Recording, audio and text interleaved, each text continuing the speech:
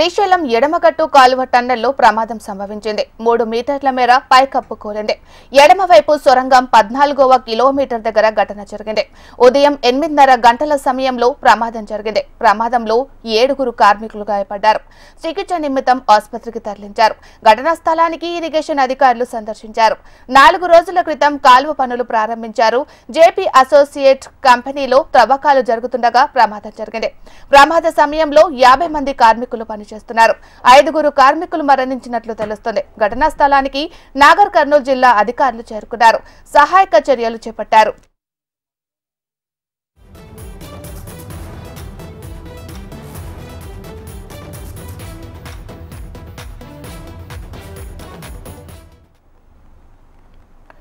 నల్గొండ జిల్లాకు సాగు తాగునీరు అందించేందుకు శ్రీశైలం ఎడమగట్టు కాలువ సొరంగం ప్రాజెక్టు రూపొందించారు.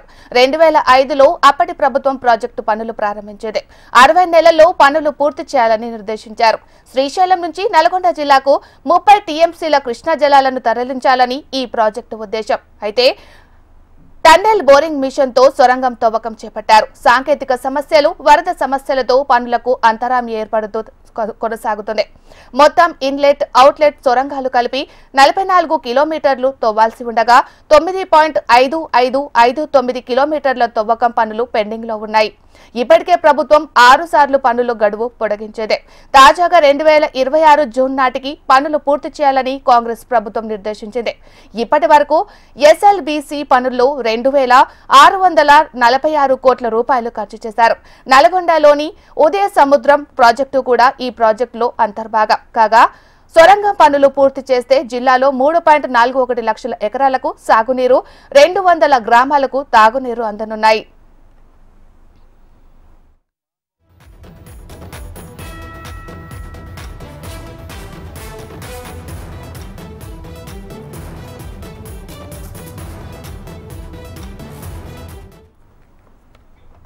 శ్రీశైలం ఎడమగట్టు కాలువ టన్నెల్లో ప్రమాదం సంభవించింది. 3 మీటర్ల మేరపై కప్పు కూలింది. మరి ఇదే అంశానికి సంబంధించి మరింత సమాచారాన్ని మా ప్రతినిధి నరేంద్రచారి అందిస్తారు. నరేంద్రచారి, ఎస్ఎల్బీసీ వద్ద జరిగినటువంటి ప్రమాదంలో దాదాపు ఇప్పటివరకు కూడా 7 మంది గల్లంతైనట్టు తెలుస్తుంది. ఇందులో 5 మంది సమాచారం అందుతుంది. దీనికి సంబంధించి కూడా అధికారులు ఎవరు కూడా బయటికి సమాచారం ఇవ్వడం లేదు. మంత్రులు హైదరాబాద్ నుంచి సంఘటన స్థలానికి బయలుదేరే పరిస్థితి కనిపిస్తుంది. అలాగే ఆ జిల్లాకు చెందినటువంటి మంత్రి జుబ్బాల కృష్ణారావు కూడా సంఘటన స్థలానికి బయలుదేరి మరి కాసేపట్లో వారందరూ కూడా ఎస్ఎల్బీసీ ప్రమాదం జరిగినటువంటి సోరంగ మార్గం వద్దకు చేరుకోబోతున్నారు. మరి కాసేపట్లో వారందరూ కూడా వచ్చిన తర్వాతనే లోపల ఎందుకు జరిగింది, అసలు ప్రమాదానికి గల కారణాలు ఏంటి అనేది తెలిసే అవకాశాలు పుష్కలంగా కనిపిస్తున్నాయి. అయితే మొత్తం చూసుకుంటే ఇప్పటి వరకు అయితే సంఘటన సమయంలో 40 నుంచి 50 మంది వరకు ఉన్నట్టుగా తెలుస్తుంది. ప్రస్తుతానికంటే 33 మందిని కూడా సురక్షితంగా కాపాడిన పరిస్థితి కనిపిస్తుంది. మిగతా 7 ఇప్పటికే సంఘటన స్థలానికి సంబంధించి కూడా గల్లంతైనట్టుగా మనకు సమాచారం వస్తుంది. లోపలికి కూడా మీడియా వారిని కూడా ఎవరిని కూడా అనుమతించే పరిస్థితి కనిపిస్తుంది. భారీగా పోలీసులు నాగర్ కర్నూలు జిల్లాకు సంబంధించినటువంటి భారీగా పోలీసులు అక్కడ చేరుకోవడం జరిగింది. అధికారులు కూడా అక్కడ వెళ్లి సంఘటనకు సంబంధించిన పూర్తి ప్రమాదానికి సంబంధించి కారణాలు కూడా విశ్లేషించిన పరిస్థితి కనిపిస్తుంది. అయితే మరి కాసేపట్లో ఉత్తమ్ కుమార్ అలాగే జుబ్బాల కృష్ణారావు అక్కడ చేరుకున్న తర్వాతనే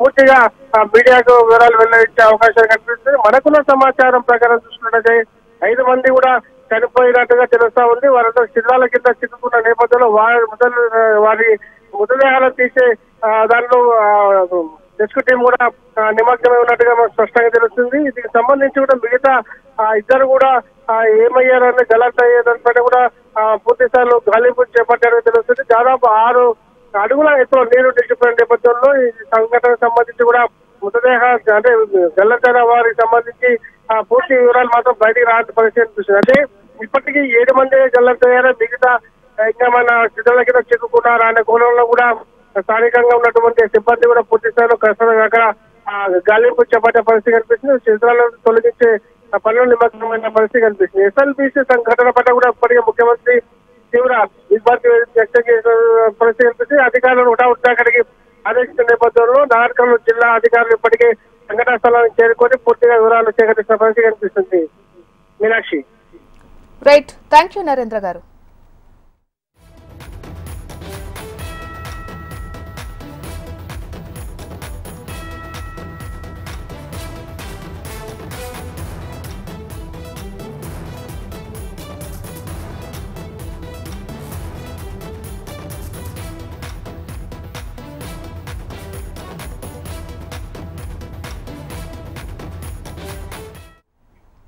నల్గొండ జిల్లాకు సాగు తాగునీరు అందించేందుకు శ్రీశైలం ఎడమగట్టు కాలువ సొరంగం ప్రాజెక్టుకు రూపొందించారు.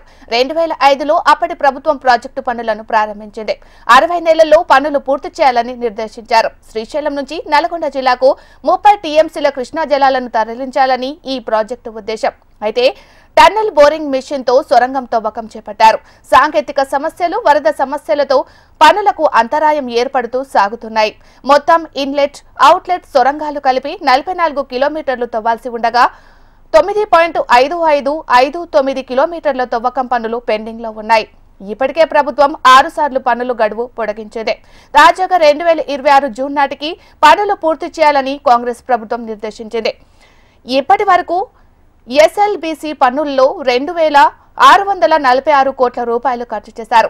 నల్గొండలోని ఉదయ సముద్ర ప్రాజెక్టు కూడా ఈ ప్రాజెక్టుల్లో అంతర్భాగం కాగా సొరంగ పనులు పూర్తి చేస్తే జిల్లాలో 3.41 లక్షల ఎకరాలకు సాగునీరు, 200 గ్రామాలకు తాగునీరు అందనున్నాయి.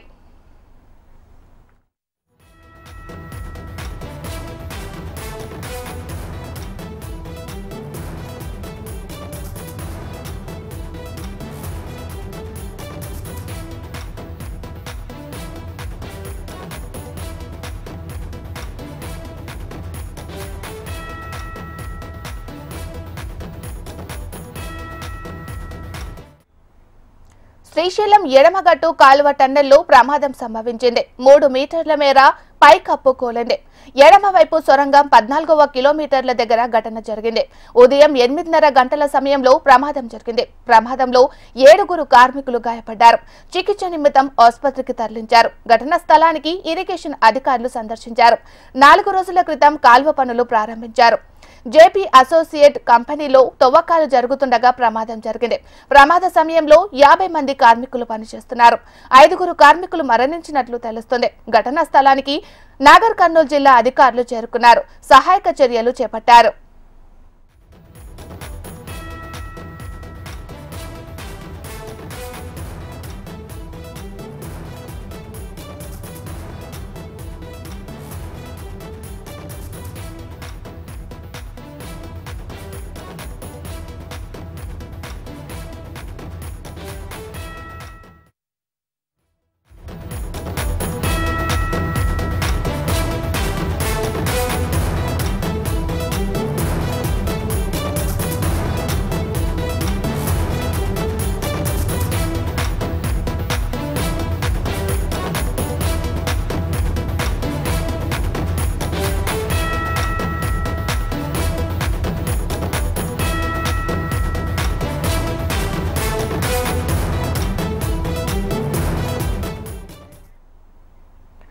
ఎస్ఎల్బీసీ ప్రమాద ఘటనపై తెలంగాణ సీఎం రేవంత్ రెడ్డి దిగ్భ్రాంతి వ్యక్తం చేశారు.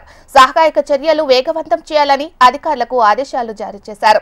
నాగర్ కర్నూలు జిల్లా కలెక్టర్, ఎస్పీ, అగ్నిమాపక సిబ్బంది, హైడ్రా ఇరిగేషన్ విభాగం అధికారులు ఘటనా స్థలానికి చేరుకున్నారు. సహాయక చర్యలు కొనసాగుతున్నాయని మంత్రి ఉత్తమ్ కుమార్ రెడ్డి తెలిపారు.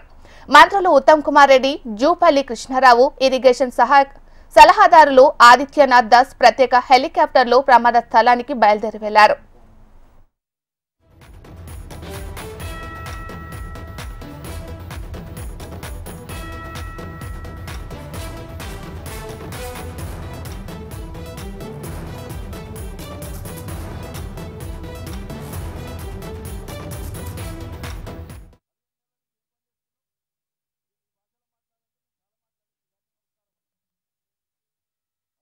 నీళ్లు లోపలికి వచ్చినట్టు సమాచారం. అయితే వాస్తవంగా ఇంకా మాకు ఇన్ఫర్మేషన్ రావాల్సింది. నేను ఇప్పుడు సైట్కి పోతున్నా, అక్కడ పోయినా చూసినాక ఎంతమంది ఉన్నారు సరే అవన్నీ విషయాలు కూడా కాంట్రాక్టరు వాళ్ళ మనుషులు ఉన్నారు లోపల. మోస్ట్లీ అంతా బయటకు వచ్చారు. బట్ ఇంకేమన్నా లోపల మిగిలిపోయినరా ఏమైనా విషయానికి ఆడికి పోయినాకనే తెలుస్తుంది. నేను రిలీఫ్ ఆపరేషన్ సూపర్వైజ్ చేయడానికి పోతున్నాను.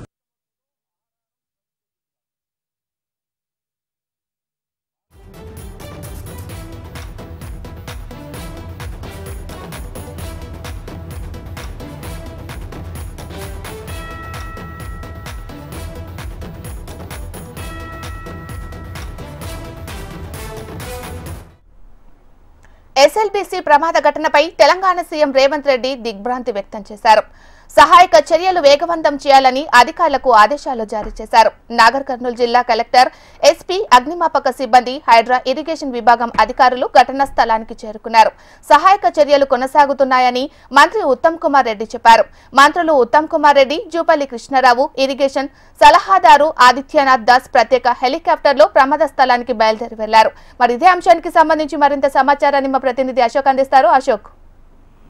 Meenakshi, Srisailam left bank canal తరంగంలో జరిగినటువంటి ఈ ప్రమాదానికి సంబంధించి తెలంగాణ సీఎం రేవంత్ రెడ్డి దిగ్భ్రాంతి వ్యక్తం చేశారు. వెంటనే అటు అధికారులను ఇటు మంత్రులను కూడా కీలకంగా ఆదేశించారు. దీంతో వెంటనే ఇరిగేషన్ శాఖ మంత్రి ఉత్తమ్ కుమార్ రెడ్డి అలాగే జూపల్లి కృష్ణ ఇద్దరు కూడా ప్రత్యేక హెలికాప్టర్ లో సంఘటనా స్థలానికి బయలుదేరారు. ఏదైతే లెఫ్ట్ బ్యాంక్ కెనాల్ శ్రీశైలం సొరంగ మార్గంగా ఉన్నటువంటి టన్నెల్ దగ్గర ఇవాళ ఉదయం 8:30 గంటల ప్రాంతంలో అయితే టన్నెల్ కు సంబంధించినటువంటి ప్రాంతంలో ప్రమాదం జరిగింది. ప్రమాదంలో 40 మంది చిక్కుగా 35 మంది సురక్షితంగా బయటకు వచ్చారు. ఒక 7 కార్మికులు అయితే ఈ సొరంగానికి సంబంధించినటువంటి ఘటనలో చిక్కున్నట్లుగా సమాచారం ఉంది. వారిలో కొంతమంది చనిపోయారు అంటున్నారు. ఈ నేపథ్యంలోనే వెంటనే అధికారులు అలాగే ఇరిగేషన్ సంబంధించినటువంటి అధికారులు కావచ్చు, అగ్నిమాపకు సంబంధించినటువంటి అధికారులు కావచ్చు, పోలీసులు వీరంతా కూడా ప్రస్తుతం సంఘటనా స్థలంలో ప్రస్తుతం అయితే సహాయక చర్యలు చేపట్టారు. మరి కాసేపట్లో ఉత్తమ్ కుమార్ రెడ్డి అలాగే జూపల్లి కృష్ణారావు కూడా స్పాట్ కు చేరుకుంటారు.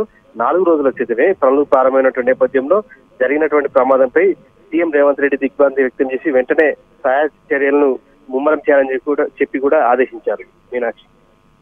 Right, thank you Ashok.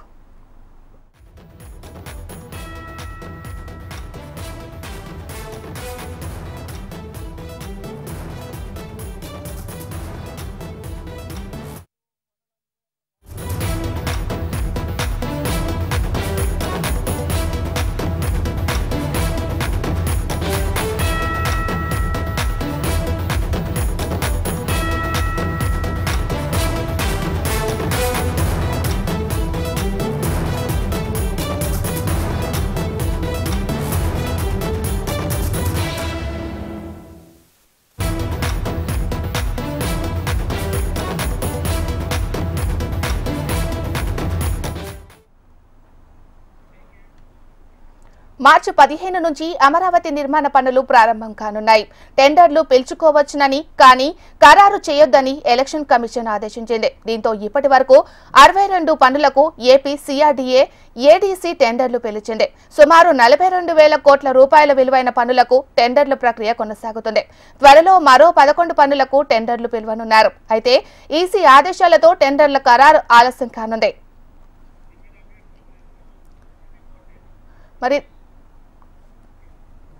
మరి ఇదే అంశానికి సంబంధించి మా ప్రతినిధి రాజేష్ అందిస్తారు.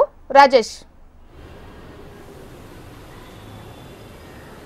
మీనాక్షి, అమరావతి రాజధాని పనులకు సంబంధించి ఈ మార్చి నెల 15 నుంచి పనులు ప్రారంభంగా ఉన్నాయి. అయితే ఇప్పటి వరకు చూసుకుంటే ఎమ్మెల్సీ ఎన్నికల కోడ్ నేపథ్యంలో టెండర్ల ప్రక్రియ కొనసాగించినప్పటికీ కూడా టెండర్లు ఏ కూడా అనౌన్స్ చేయొద్దు, ఖచ్చితంగా టెండర్లు ప్రక్రియ కొనసాగించుకోండి, అమరావతి రాజధానికి సంబంధించిన అభివృద్ధి పనులకు సంబంధించిన టెండర్లు అయితే మాత్రం దాఖలు చేయవచ్చు, కానీ టెండర్లు ఓపెన్ అయితే మటుకు ఖచ్చితంగా చేయకూడదని ఇప్పటికే ఎన్నికల కమిషన్ ఇచ్చిన మేరకు అమరావతి రాజధాని పనుల విషయంలో 62 పనులకు సంబంధించిన టెండర్లు ఇప్పటికే పిలిచారు.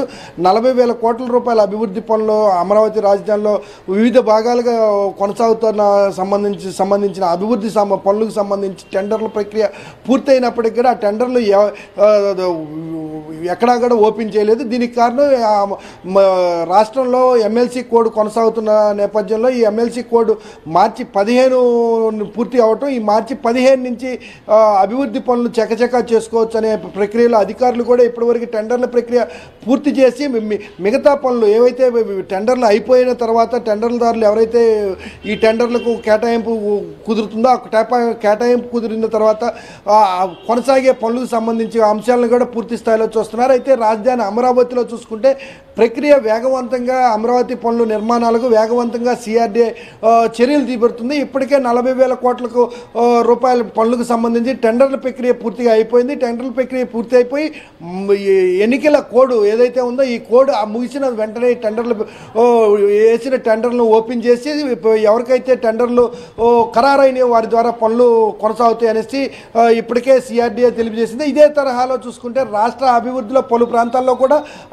జరగాల్సిన అభివృద్ధి పనులకు సంబంధించి అనేక టెండర్లు పిలిచినప్పటికీ కూడా ఎక్కడా కూడా టెండర్లకు సంబంధించి ముందుకు కొనసాగలేదు మిగతా ప్రక్రియలు. ఈ ప్రక్రియలన్నిటికీ కూడా మార్చి 15 నుంచి రాష్ట్రంలో అభివృద్ధి పనులు వేగవంతంగా కొనసాగుతాయి. అందులో భాగంగా అమరావతి రాజధానికి సంబంధించి 40,000 కోట్ల రూపాయల అభివృద్ధి పనులు ముందుకు జరుగుతాయి. Meenakshi. Right, thank you Rajesh.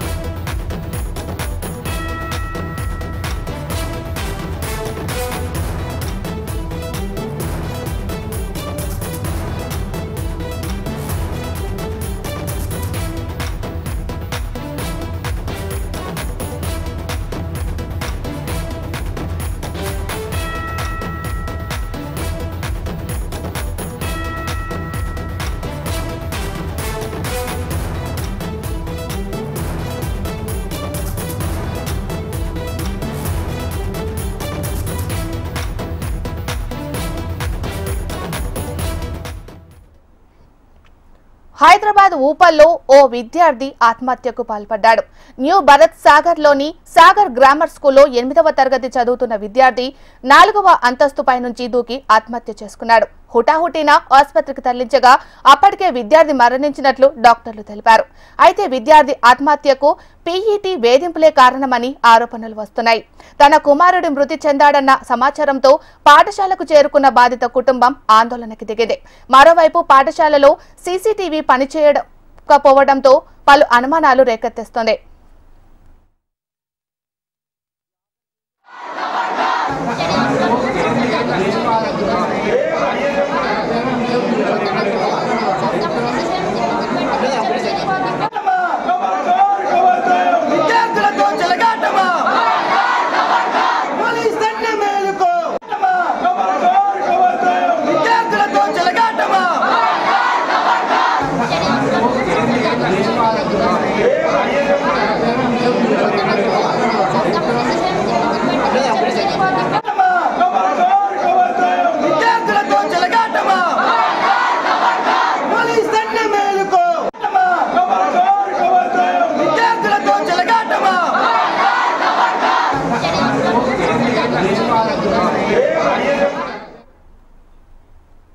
Hyderabad ఊపల్లో ఓ విద్యార్థి ఆత్మహత్యకు పాల్పడ్డాడు.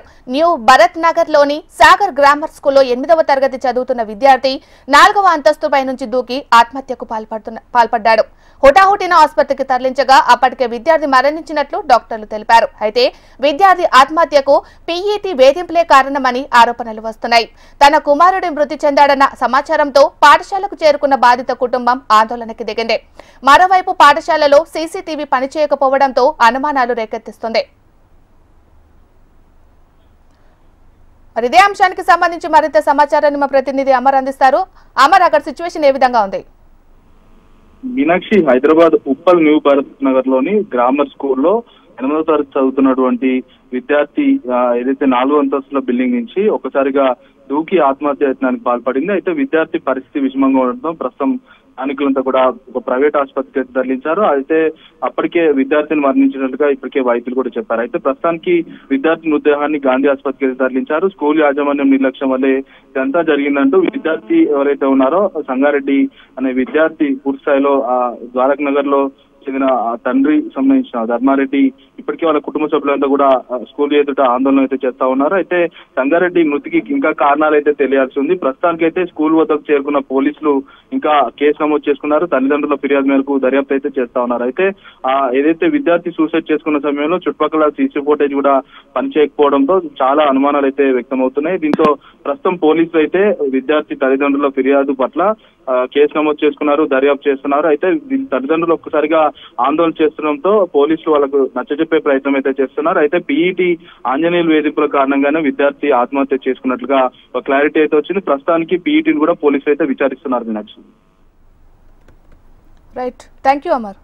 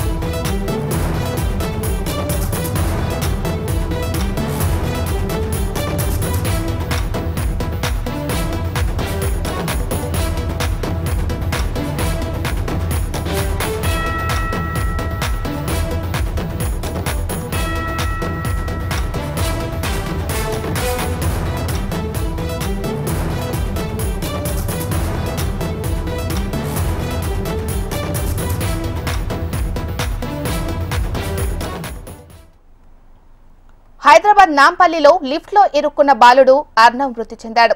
నీలోఫర్ ఆసుపత్రిలో చికిత్స పొందుతూ తుదిశ్వాస విడిచాడు. నిన్న ప్రమాదవశాత్తు అర్ణవ్ లిఫ్ట్ లో ఇరుక్కున్నాడు. తీవ్రంగా శ్రమించి బాలుడిని బయటకు తీసిన డిఆర్ఎఫ్ సిబ్బంది హుటాహుటిన ఆసుపత్రికి తరలించారు. అయితే అర్ణవ్ కు వైద్యులు లాపరేటోమీ సర్జరీ చేశారు. పరిస్థితి విషమించడంతో బాలుడు కాసేపటి క్రితం కన్నుమూశాడు. బాలుడి మృతదేహాన్ని ఉస్మానియా ఆసుపత్రికి తరలించారు. బాలుడి మృతితో కుటుంబ సభ్యులు కన్నీరు మున్నీరుగా విలపిస్తున్నారు.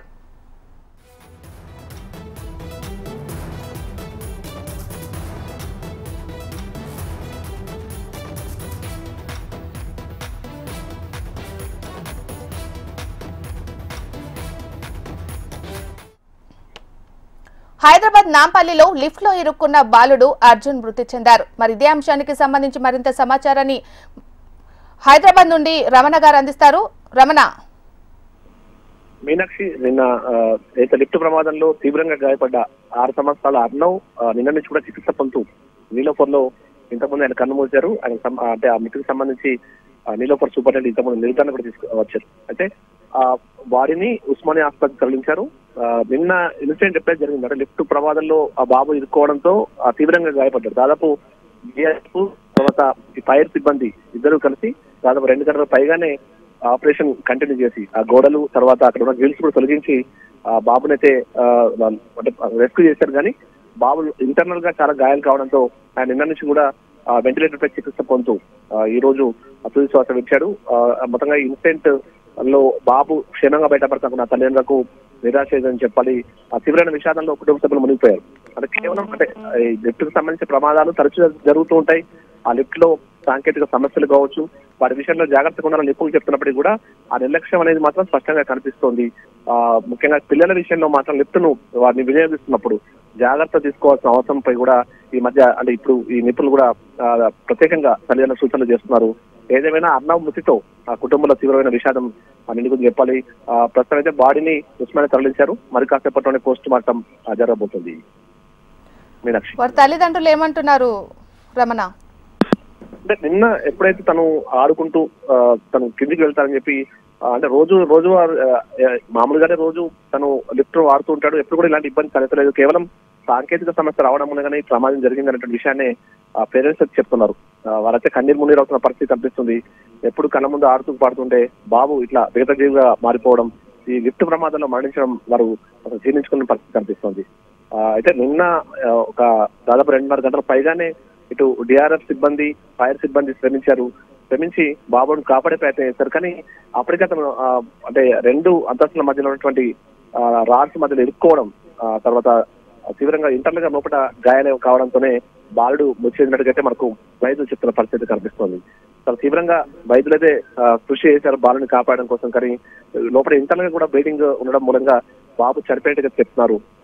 మొత్తం మీద ఇంతకుముందే బాబు చనిపోయినట్టుగా వైద్యులు అధికారికంగా ప్రకటించడంతో బాబు మృతదేహాన్ని కుటుంబ సభ్యులు ఉస్మానియాకు తీసుకెళ్లారు. ఉస్మానియాలో పోస్ట్ మార్టం కూడా, ఎందుకంటే ప్రమాదవశాత్తు జరిగింది కాబట్టి పోస్ట్ మార్టం చేస్తారు. పోస్ట్ మార్టం తర్వాత బాబు మృతదేహాన్ని బంధువులకు అప్పగించే అవకాశం ఉంటుంది.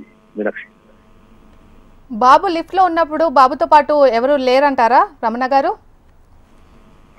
మీనాక్షి, అంటే బాబు ఒంటరిగానే తను కిందికి వచ్చే ప్రయత్నం చేస్తున్నాడు.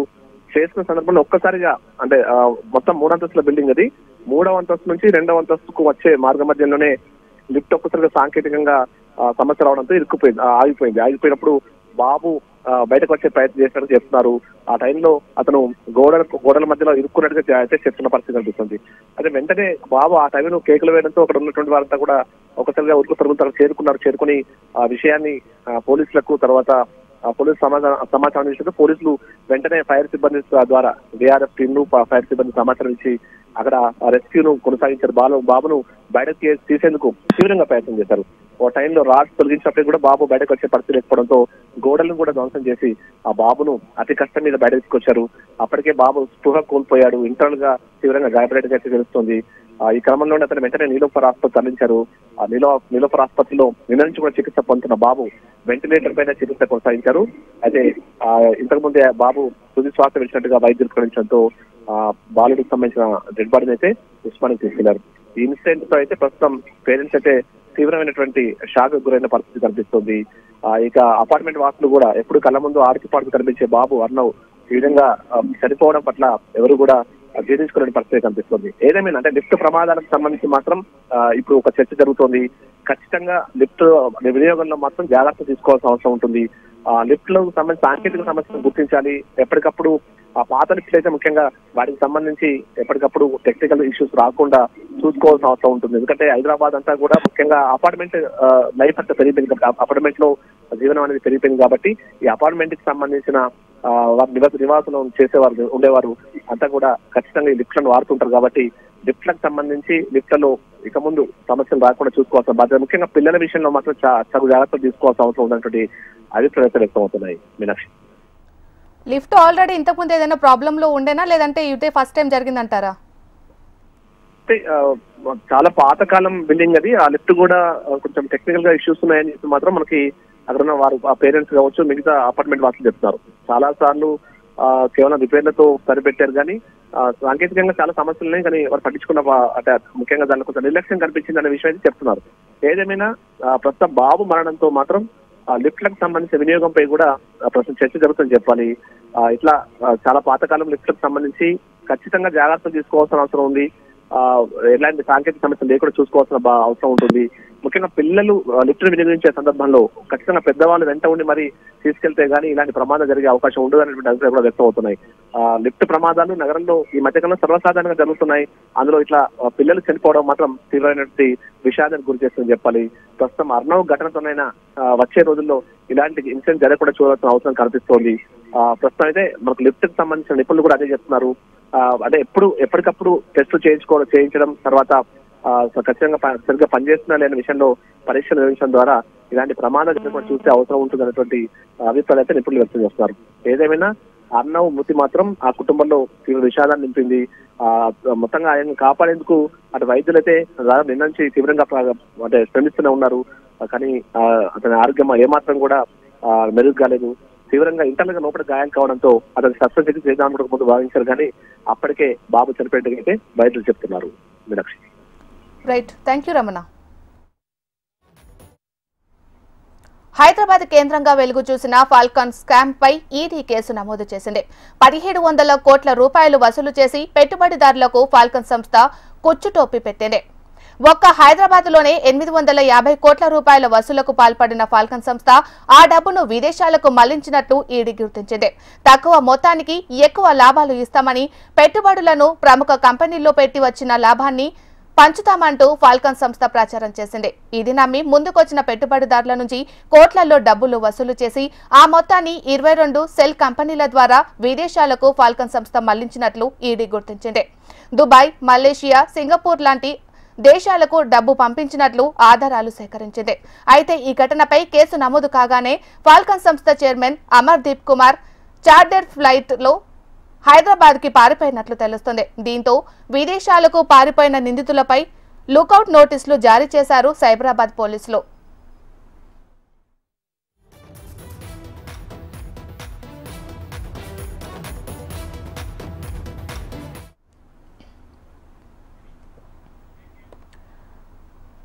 జీహెచ్ఎంసీ పరిధిలో ఆక్రమణలపై అధికారులు చర్యలు కొనసాగుతున్నాయి. ఉప్పల్లోని మండే మార్కెట్లో తాజాగా ఆక్రమణాల కూల్చివేతలు చేపట్టారు బల్దియా అధికారులు. ప్రధాన రహదారిపై ఉన్న ఫుట్పాత్ ను ఆక్రమించి కొందరు నిర్మాణాలు చేపట్టారు. దాంతో పోలీస్ బందోబస్తు నడుమ నిర్మాణాలను తొలగించిన జీహెచ్ఎంసీ అధికారులు ఇకపై ఫుట్పాత్ ఆక్రమణాలు చేస్తే కఠిన చర్యలు తప్పవని వార్నింగ్ ఇచ్చారు.